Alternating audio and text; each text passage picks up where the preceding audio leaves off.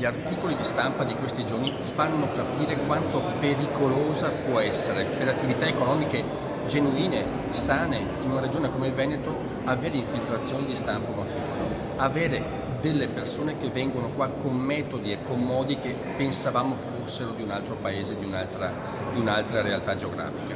Quindi è bene parlarne, è bene attivare le antenne sul territorio, è bene far capire agli imprenditori, ma a tutti gli attori del mondo socio-economico, il fatto che è pericoloso accettare certi metodi, certi comportamenti. La mafia non può attecchire in Veneto. Il seminario di oggi si inserisce dentro al percorso che le assemblee legislative stanno svolgendo in Italia per quanto riguarda il tema della promozione della legalità e il contrasto alla criminalità organizzata e alle mafie. Si inserisce anche nel percorso che è nato da una proposta dell'Osservatorio regionale per il contrasto alla criminalità di collaborazione tra l'Università di Padova, il Consiglio regionale e la Giunta regionale. Oggi si parla del ruolo delle istituzioni nell'ambito delle presenze nel mondo economico delle mafie, della criminalità organizzata, dell'illegalità. Un tema purtroppo molto di attualità, abbiamo visto nei giorni scorsi arresti consistenti di persone che sono state coinvolte in questi percorsi di illegalità.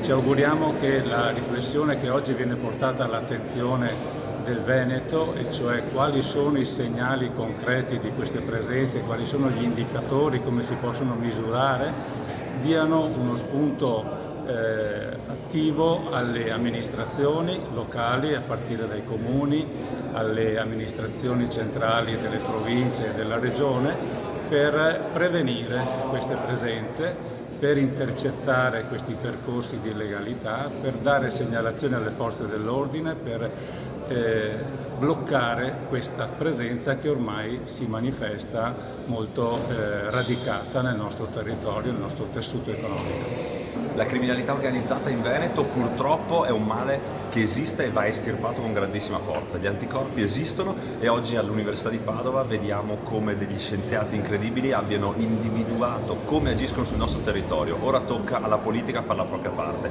Noi come Movimento 5 Stelle ci siamo sempre mossi in prima fila. Purtroppo però troppo silenzio da parte delle altre istituzioni, ed è per questo che siamo qui oggi, per chiedere a tutti, e sappiamo che accoglieranno questo invito, per combattere con sempre più forza contro criminalità organizzata, per dare agli imprenditori onesti possibilità di tornare a correre sul nostro territorio.